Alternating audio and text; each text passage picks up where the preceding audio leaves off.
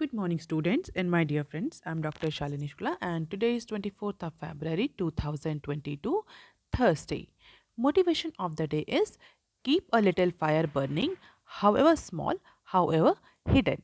आज के डिस्कशन में हम ये सारे न्यूज़ आर्टिकल कवर करने वाले हैं, जहां पर पहली न्यूज़ जो है वो आरबीआई के रिसेंटली अनाउंस स्वैप प्लान से है, जिसकी बात से जो फॉरेक्स हेजिंग कॉस्ट है वो स्टार्ट होना इंक्रीज हो गई है। जो दूसरी न्यूज़ है वो जीडीपी के एडवांस एस्टीमेट से रिलेटेड है। Recently one of the rating agency में announce for cutting GDP estimation for Indian economy because of certain factors. इसी पर्टिकुलर सेक्शन में हमने इन्फ्लेशन से रिलेटेड न्यूज़ को भी कवर किया, तो ओवरऑल इकोनॉमी से रिलेटेड जितनी न्यूज़ है उनको एक सेक्शन में कवर करने की कोशिश करी है। Third news is related to the RPT offenders. Recently SEBI ने कुछ नॉर्म्स को चेंज किया है। उन्हीं नॉर्म्स को लेकर के इट इज़ एन एडिटोरियल और ओपिनियन जिसको हम शॉर्ट में डिस्कस करेंगे। इन सारी न्यूज़ के अलावा कुछ हम स्मॉल न्यूज़ क्लिप्स भी देखेंगे जो कि आईडीबीआई के बायर्स से रिलेटेड है, इन्फ्लेशन से रिलेटेड है और ग्रीन एनर्जी एक्सपोर्ट और वोडाफोन के सेल जो कि 5% का स्टेक सेल वोडा करने वाला है उससे रिलेटेड है। तो स्टार्ट करते हैं आज का डिस्कशन और देख लेते हैं article number 1 that is given on page number 6 of business standard. Forex hedging cost rises after RBI dollar रूपी स्वैप प्लान।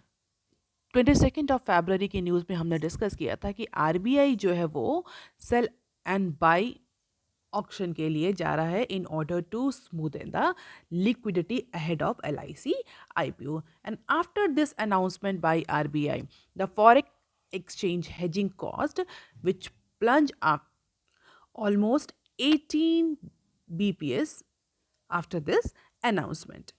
तो जैसे ही आरबीआई ने $5 बिलियन के रुपी सेल बाई स्वैप ऑक्शन का अनाउंसमेंट किया, बॉन्ड मार्केट हो चाहे फॉरेन एक्सचेंज मार्केट हो, सब पे उसका इम्पैक्ट देखने को मिलेगा, क्योंकि that somewhere delivered a super dovish monetary policy approach by RBI.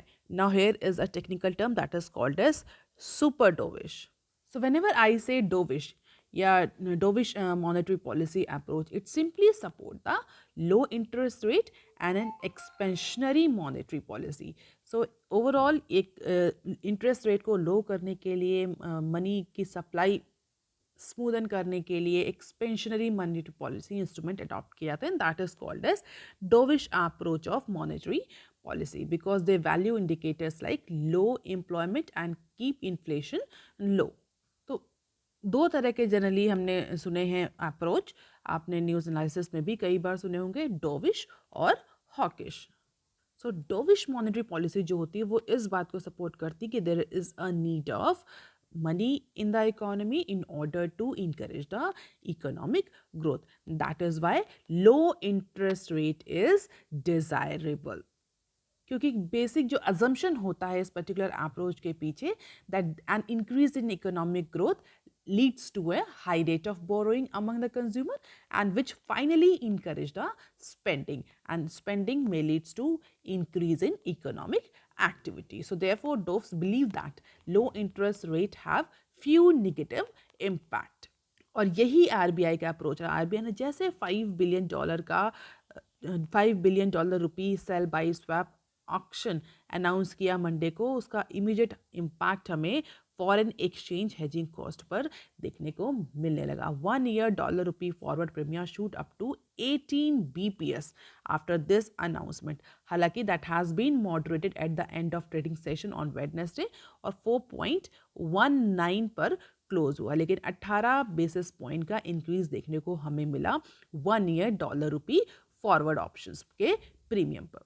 And as per the few experts, this RBI sell by USD INR auction actually led to long term forward premium rises। अगर हम देखें 6 to 12 months और 12 to 24 months की जो window है उसमें ज़्यादा actions देखने को मिले, and this attracted exporter to sell the long dated forwards and taking the advantage of higher forward premium.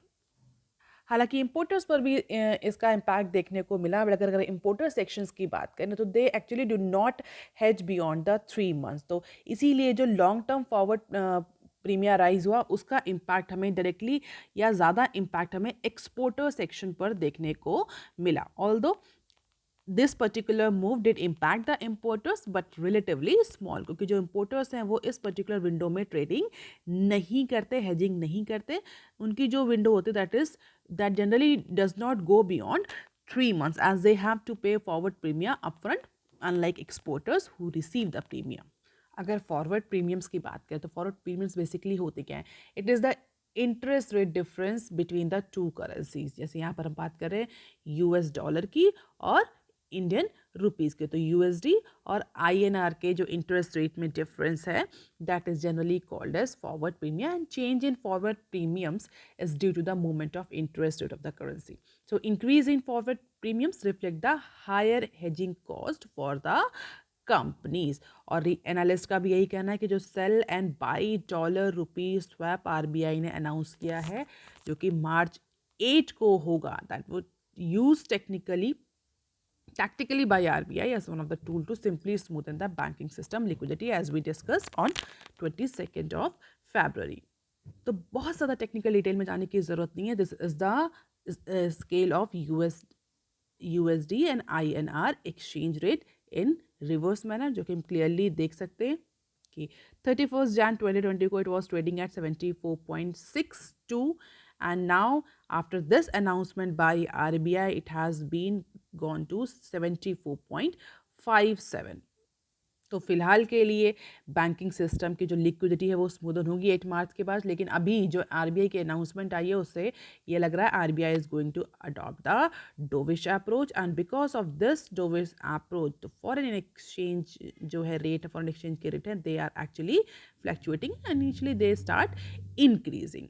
अब देख लेते हैं article number 2 that is given on page number 6 of business standard. GDP advance estimates may be cut to 8.6% India rating. तो financial year 22 actually wind up होने वाला है और बहुत सारे जो ऑर्गेनाइजेशंस हैं, रेटिंग एजेंसीज हैं, they are now revising their estimates, their GDP forecast for financial year 22, और जिसमें नेशनल स्टैटिस्टिकल ऑफिस भी अपने सेकेंड एडवांस एस्टिमेट्स को रिलीज़ करेगा February 18 को। And as per the India rating जो नेशनल स्टैटिस्टिक्स ऑफिस है NSO जिसको हम शॉर्ट फॉर्म में बोलते हैं, वो इस पर्टिकुलर या करंट फाइनेंशियल ईयर के जो रियल ग्रॉस डोमेस्टिक प्रोडक्ट है, रियल जीडीपी है, उसको 8.6% तक प्रोजेक्ट करेगा compared with 9.2% projected in the first advance estimates. और इसका सीधा रीज़न जो इंडिया रेटिंग ने दिया है that in recent upward revision in financial year 21 GDP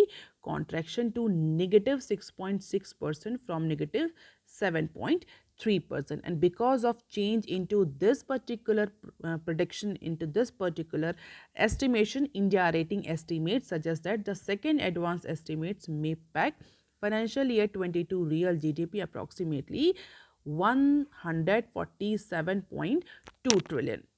और अगर इसके अकॉर्डिंग जाएँ तो जो जीडीपी ग्रोथ रेट आएगा वो 8.6% का आएगा ईयर ऑन ईयर बेसिस के कंपैरिजन में, rather than 9.2% that has been forecasted on January 7।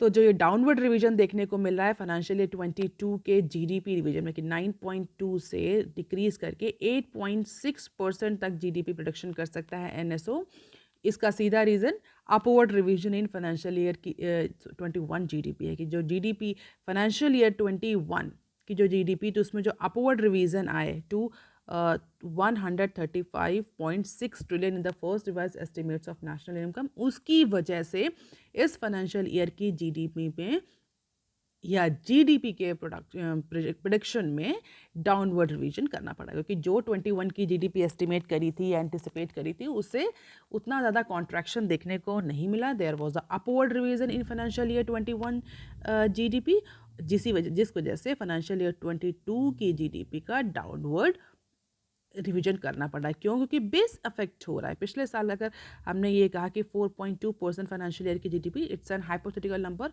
और इसके कंपैरिजन में फाइनेंशियल ईयर 22 की जो जीडीपी है वो 8.2% तक पहुंचेगी। जबकि जब रियल जीडीपी हमने फाइनेंशियल ईयर 21 की मेजर करी, इट केम्स एट 5.2%, तो definitely it is going to impact और इसका डाउनवर्ड रिवीजन देखने को मिलेगा, क्योंकि जो बेस है वो चेंज हो रहा है। And because of this upward revision of financial year 21 GDP to 135.6 trillion in the first revised estimates of national income, there is going to be the downward revision. और यही सेम ट्रेंड हमें पिछले कुछ सालों में देखने को भी मिला है as per the India rating. अगर फाइनेंशियल ईयर 20 की बात करें तो फाइनेंशियल ईयर 20 की जीडीपी जो एक्चुअल जीडीपी रही वो 3.7% रही कंपेयर टू 4% अर्लियर। और यही सेम ट्रेंड हमें फाइनेंशियल ईयर 19 में भी देखने को मिला। The growth rate of financial year 19 remain same at 6.5%। और इंडिया रेटिंग और एनएसओ के अलावा these are the agencies that have forecasted the GDP for India. RBI का 9.2, IMF 9, world bank 8.7, India rating 7.6, SBI research 8.8, Moody's 9.3, Barclays 10। तो overall जो आप देखें projection financial year, याद रखें student, this is projection for financial year 22 not 23। तो 9 to 9.5%, 9.5% की range में मोस्ट ऑफ द प्रोडिक्शंस हमें या प्रोजेक्शंस जो हैं वो देखने को मिल रहे हैं। हालांकि जो इंडिया रेटिंग का जो इस समय का एस्टिमेट है that is actually pessimist in comparison to all these rating agencies estimates। अब देख लेते हैं इन्फ्लेशन से रिलेटेड न्यूज़, जो कि हमारे डिप्टी गवर्नर ऑफ आरबीआई ने कुछ अपने ओपिनियन दिए हैं, उसको लेकर के पब्लिश करी गई है। Inflation may have peaked in Jan, says Michael पासडा। तो consumer price index based inflation that is CPI, जो कि आरबीआई के लिए मेन यार्डस्टिक की तरह काम करता है। यार्डस्टिक मतलब आरबीआई सीपीआई को यूज़ करके इन्फ्लेशन को मेजर करता है, इन्फ्लेशन के टारगेट को सेट करता है। तो CPI is one of the key indicator for RBI, specially for measuring the inflation. क्यों? क्योंकि आरबीआई की जो एमपीसी कमेटी है, मॉनेटरी पॉलिसी कमेटी, उसका जो प्राइम मैंडेट है, इंपॉर्टेंट मैंडेट है, that is to control the inflation in the economy. और इन्फ्लेशन को मेजर करने के लिए, उसके टारगेट को सेट करने के लिए there must be some yardstick, and that yardstick is CPI. CPI stands for consumer price index. तो रिसेंटली जो हमारे डिप्टी गवर्नर हैं आरबीआई के, उनका ये कहना है कि by seeing the inflation trend in India in recent time, it is likely to have peaked in January this year. January this year यानी कैलेंडर ईयर 23 में जो जनवरी में जो इन्फ्लेशन रही वो पीक इन्फ्लेशन हो सकती है। It will ease to 4% target by financial year 23, यानी 20 फाइनेंशियल ईयर 23 के ख़त्म होते होते जो इन्फ्लेशन है वो अब ईज आउट होगी, that may reduce up to 4% as per the central bank deputy governor Michael पैट्रा।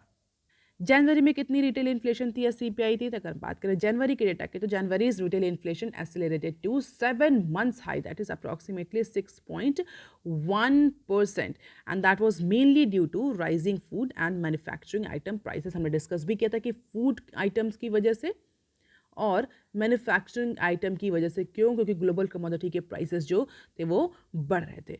तो इसी वजह से जो आरबीआई की अपर लिमिट है, कितनी लिमिट है आरबीआई की इन्फ्लेशन को लेकर के, सीपीआई को आरबीआई ने सेट किया है 4 ± 2, यानी 2 to 6 की रेंज फिक्स करी है। इन्फ्लेशन 2 से कम नहीं और 6 से ज़्यादा नहीं। बट जनवरी में ये 6 का मार्क क्रॉस कर गई थी सीपीआई इन्फ्लेशन। जनवरी की जो इन्फ्लेशन थी वो 6.01 की थी। तो यही कहना है आरबीआई के डिप्टी गवर्नर का कि it has been reach its peak, now onwards our inflation will actually ease out. 6-member monetary policy committee of RBI that set the interest rate has a target to maintain CPI with in this range. तो अब इसको देखते हैं, उन्होंने बोला कि जनवरी में जो ये अपर लिमिट ब्रीच हुई है that is the maximum, now onward inflation will ease out. So let's see इनके प्रोजेक्शन किस डायरेक्शन में जाते हैं। बट यस, अगर ऐसा होता है तो आरबीआई के पास बहुत अच्छी खासा मार्जिन होगा, अच्छी खासी विंडो होगी to support the economic growth, क्योंकि इन्फ्लेशन जो है वो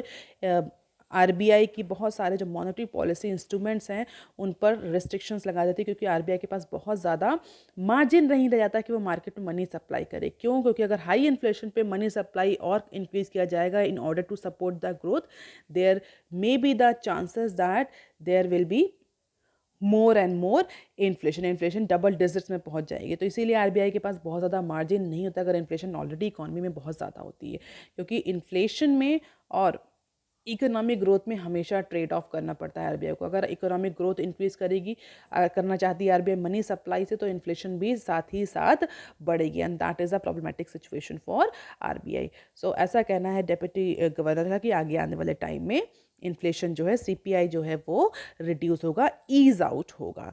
सो अब देखना है कि कैसे इनके एंटिसिपेशन काम करते हैं, इन्फ्लेशन कम होती है फरवरी में या बढ़ती है।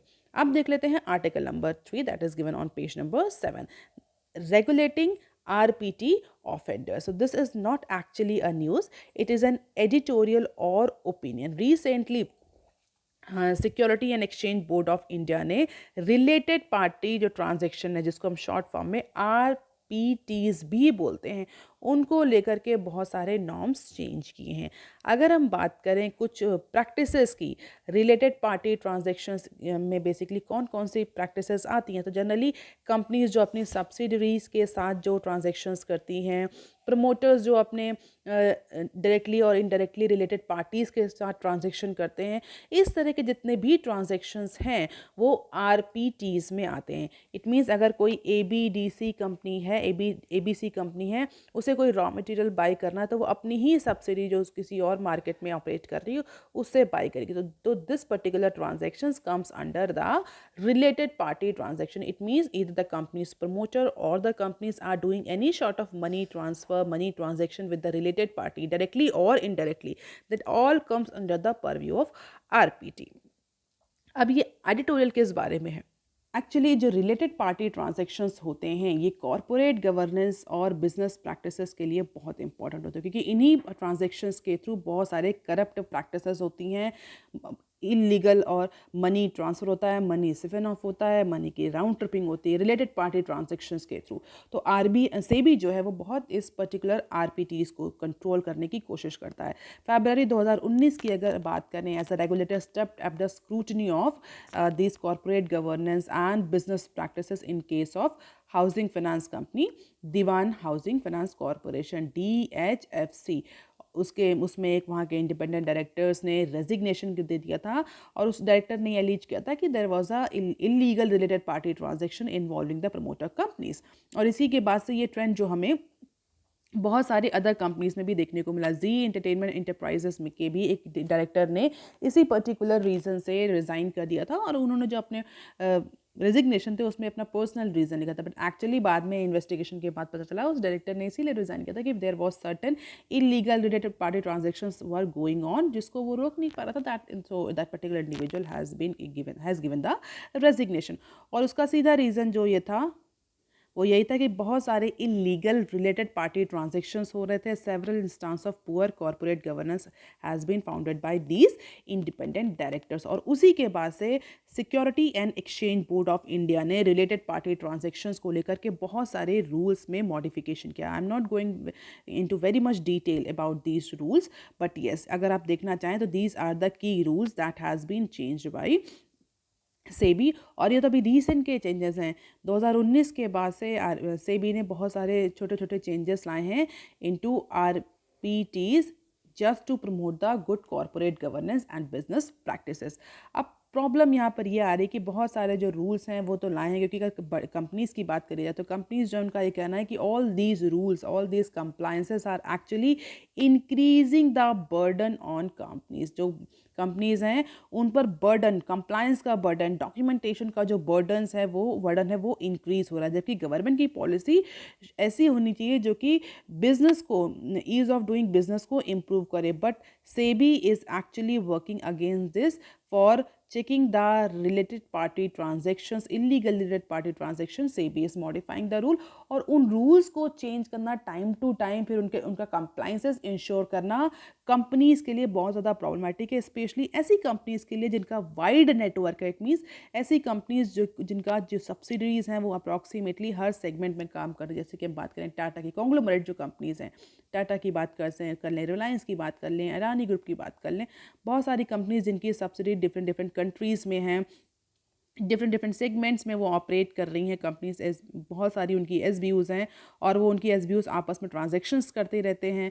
तो इस पर्टिकुलर केस में ऐसे कंप्लाइंसेस को, ऐसे रूल्स को बार बार चेंज करने से और कंप्लाइंसेस का बर्डन इम्प्रूव हो रहा है कंपनीज पर, ऐसा कंपनीज का, उनके प्रमोटर्स का कहना है।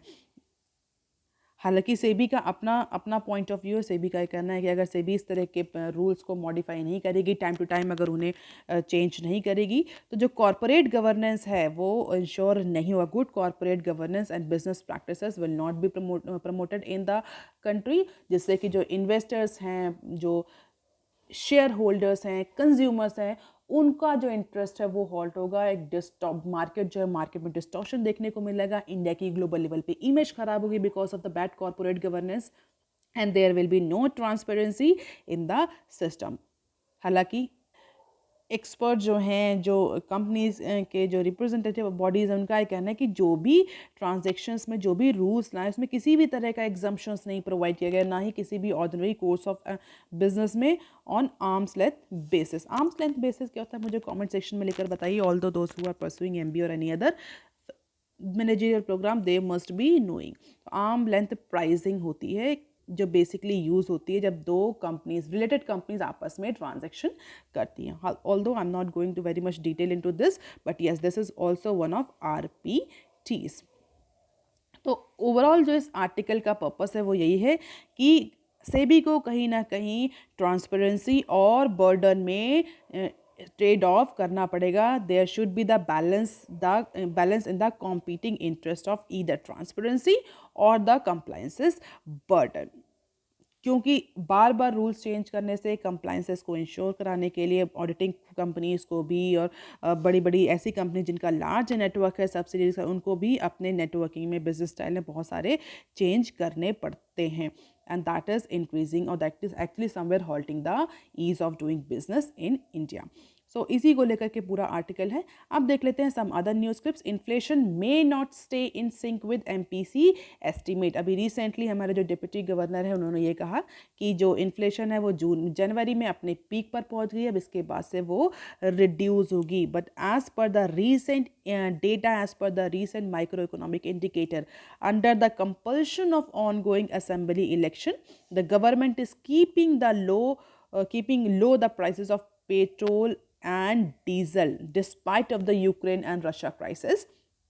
But as this election period will be over, the oil marketing companies may hike the price after March, and that is the day of counting. तो ऐसा ये कहना है कि गवर्नमेंट के प्रेशर की वजह से, इलेक्शन की वजह से अभी पेट्रोल और डीजल के प्राइसेस जो हैं वो अभी इंक्रीज़ नहीं किए, जबकि जो इंटरनेशनल मार्केट है वहाँ पर वो $100 पर बैरल का मार्क क्रॉस कर चुके हैं। तो ये कहना है कि जैसे ही इलेक्शन का पीरियड ओवर होगा, मार्च 10 को जो काउंटिंग डे, उसके बाद से OMCs they can go for increase into the petrol and diesel prices. Alternatively government may again slash the excise duty on fuel if government want. तो और जैसे ही क्रूड ऑयल के प्राइसेस बढ़ेंगे इंडियन मार्केट में, उसका इम्पैक्ट हमें other commodities, चाहे वो CPI हो, चाहे वो WPI हो, जितने भी अदर इंडिकेटर्स हैं, सब में देखने को मिलने लगेगा। The impact on inflation will depend on when and how much retail prices go up and whether excise duty is cut or not. तो अगर गवर्नमेंट एक्साइज ड्यूटी कुछ कट करती है पेट्रोल एंड क्रूड ऑयल पे, तो that may have the minimum impact on inflation. But yes, ऐसा anticipate किया जा रहा है कि डेफिनेटली गवर्नमेंट जो है वो, और जो ऑयल मार्केटिंग कंपनीज हैं, they will go for price revision. Current account deficit may touch 2.5% of GDP next year because of this oil shock, and government has no option left with just to increase the crude oil prices. So inflation is unlikely to moderate as sharply as MPC has projected। जो हमारे deputy governor और MPC carry monetary policy committee का projection है कि आगे आने वाले time में जो इन्फ्लेशन है वो 6.01% से डाउन करेगी, ऐसा फिलहाल के लिए नहीं दिख रहा है।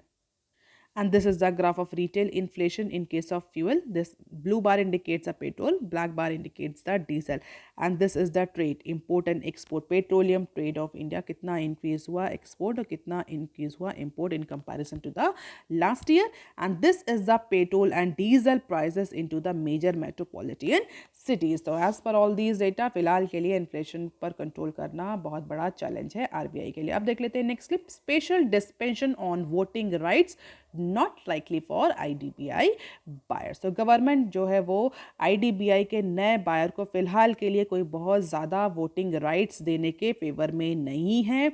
गवर्नमेंट ये चाहती कि जो भी नया बायर हो IDBI का, उस नए बायर का जो वोटिंग राइट्स है वो 26% तक कैप कर दिया जाए. भले ही वो बायर 50% शेयर खरीदे IDBI का, बट स्टिल उसके जो वोटिंग राइट्स हैं वो 26% तक ही रहें. RBI has been of the view that voting rights of the buyer should be capped at 26%, चाहे वो उसमें IDBI में कितना भी स्टेक खरीदे. And this has been agreed by the centre as per the one official.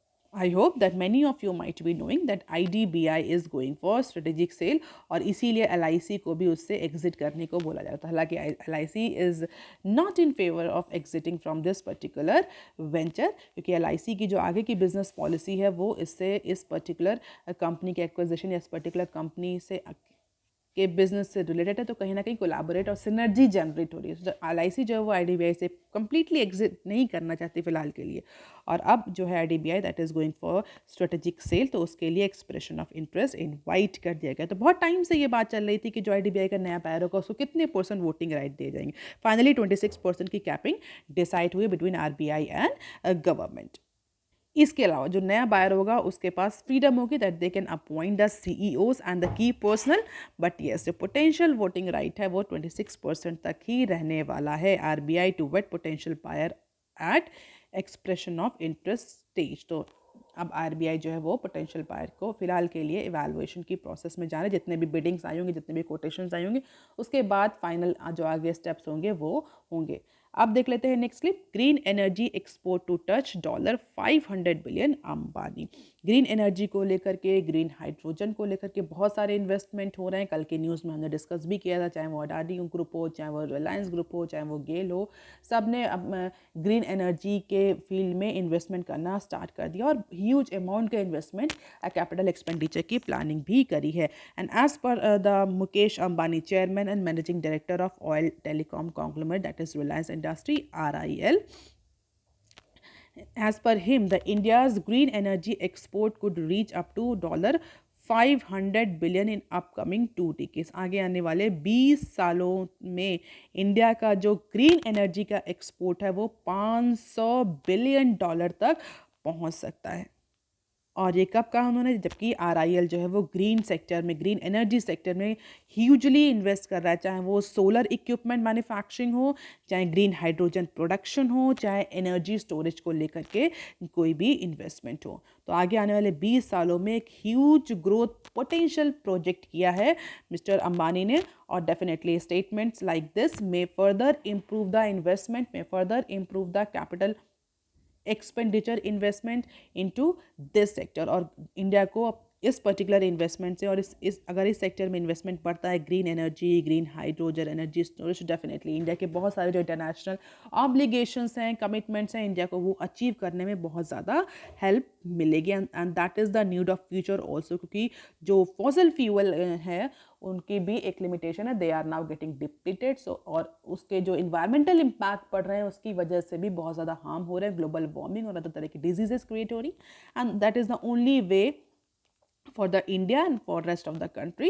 And now India has been moving into the very same path of green energy, sustainable energy. अब देख लेते हैं next clip. Voda may sell 5% in Indus to Airtel for 3,300 crores. So British telecom giant Vodafone is in discussion to sell around 5% in Indus tower to Bharti Airtel. Indus tower का 5% stake Bharti Airtel को set करने वाला है कौन?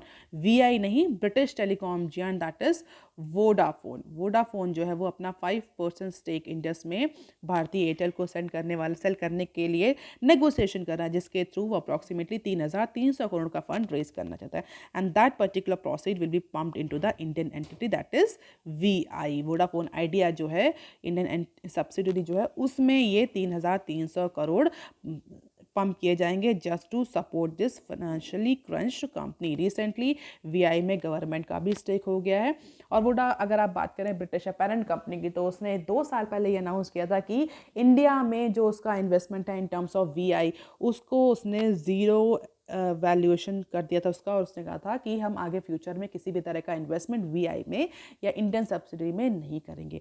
हालांकि इस पर्टिकुलर नेगोशिएशन के बाद कहीं से न कहीं से लग रहा है कि that now after the rescue package by government, Voda is optimistic about the future or growth potential of Vodafone Idea, and that is why they are actually trying to pump money into this particular Indian subsidy। तो 3,300 करोड़ का fund raise करने वाला है British telecom giant Vodafone for pumping the money into Indian subsidy just for revival and growth of Vodafone Idea. So that is all for today, students. If you want lecture PDF, you can join my Telegram channel. You can also follow me on other social media platforms. If you have any query and suggestion, you can write in comment section below. Please like, share and subscribe. Thank you. Have a nice day.